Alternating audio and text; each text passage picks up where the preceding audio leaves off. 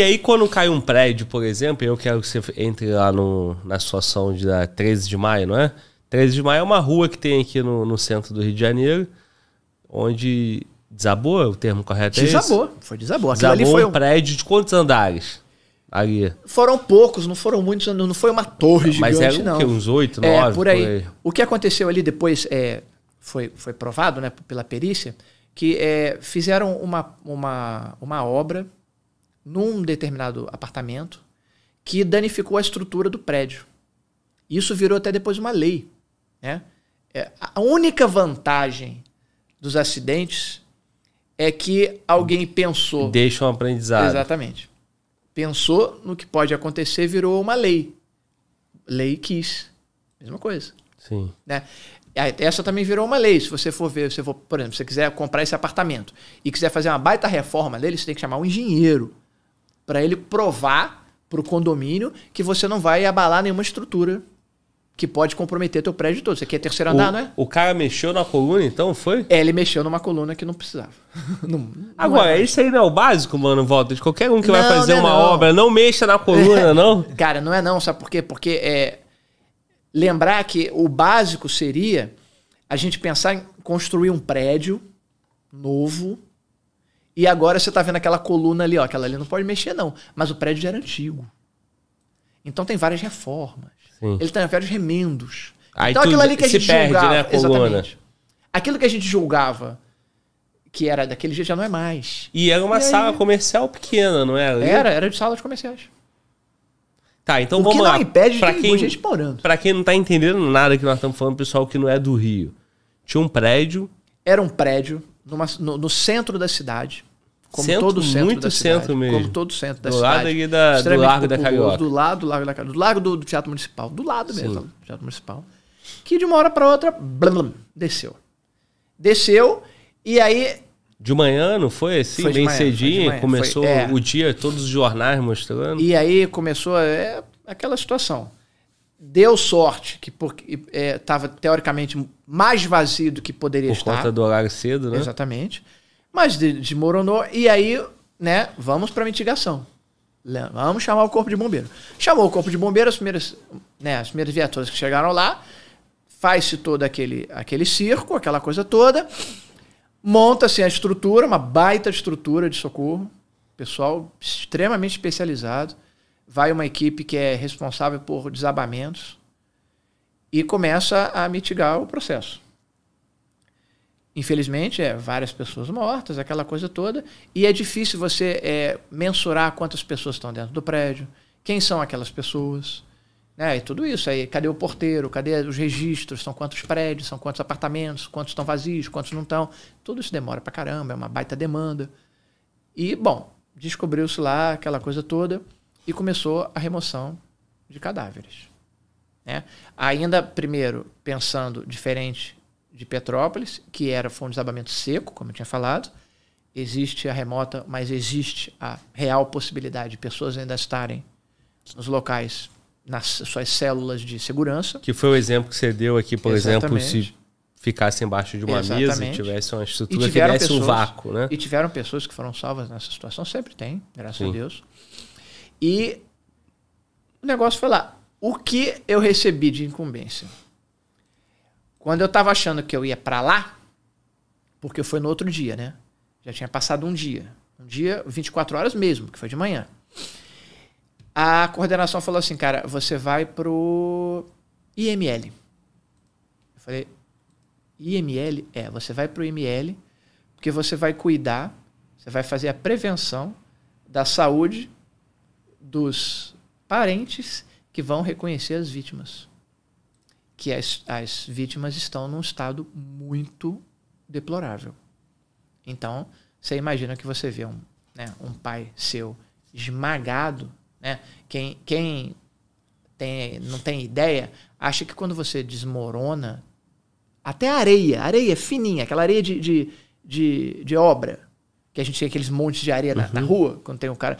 Se aquilo ali cai em você, ele te esmaga de tal forma que a gente, o leigo acha que você vai ficar ali dentro e a areia vai só te cobrir. Né? Não, aquilo ali vai te esmagar mesmo. Imagina concreto armado. Então são pedaços de pessoas muito difíceis de serem identificadas, muito difíceis de serem, de alguma forma, reconstruídas ali para dar um pouquinho de várias pessoas diferentes. Um pouquinho de consolo, um pouquinho de acalanto para os familiares. E é uma situação muito complicada. Né, como é que as pessoas recebem? O meu pai trabalha nesse prédio e ele já saiu de casa. É uma possível vítima. Meu pai é o porteiro. Meu pai é o cara que trabalhava na noite. Meu pai não chegou até agora. Ele trabalha lá. Então, quer dizer, é uma mobilização muito grande, junta muita gente imediatamente e vai para a porta do prédio. Né? Porque não dá tempo de a pessoa falar, eu não tive nenhum tipo de amparo. Mas porque não tem como você ter amparo para todo mundo. Você imagina, morreram, sei lá, não sei o número certo, 30 pessoas. São 30 famílias que você tem que dar um amparo. E você tem que saber quem são. Primeiro, você não sabe nem o nome das pessoas, você só sabe que são pessoas. E, na verdade, no primeiro momento, não se sabe nem se morreu. Exatamente. Então, assim, tem e você 100 pessoas que está desconhecido, né? E você sabe que tem muita gente que se aproveita disso. Nesse local, eu não sei se se aproveita porque tinha muito pouca gente, mas em Petrópolis eu tenho certeza que tem muita gente que se aproveitou disso. Sim. Mas assim, no que tu falou, tu sabe que teu parente trabalha naquele lugar. Você vê na TV que desabou, você vai pra lá. E é o horário que ele já foi, você vai pra lá. Às vezes ele ficou no trânsito, tá em outro lugar, mas até saber que você realmente... fica na esperança de acontecer alguma coisa. E num sofrimento absurdo. Sofrimento horroroso. Imensurável. Exatamente. E aí você vê que, né, cometimentos da saúde de maneira enorme. E quando tem... quando a mídia começa a falar, não adianta ir para o prédio, né? Você só vai atrapalhar. Se você tem alguma certeza que algum familiar seu estava nessa situação, depois que falou assim, não tem mais possibilidade de estar ninguém vivo, dirige seu IML. Né? E aí você falou que estava direcionado para dar o apoio para essas famílias. Pode passar mal, isso? A gente atendeu muita gente. Muita gente. A gente fazia uma prevenção, né? Chegou alguém do 13 de maio, passa pela gente. Como é que tá as coisas? Tá tudo certo? Patati, patatá, pressãozinha, glicemia, alguém com problema de saúde, diabética, hipertensa, patatá, é idosa. Tem certeza que tem que ser ela que tem que ver a vítima? Não pode ser uma outra pessoa? Mas só tem ela. Então, vamos ver ela. Então, a gente fazia uma preparação para, na hora, ela entrar lá, né? E nesse dia, você não via o cadáver da pessoa, você via a foto.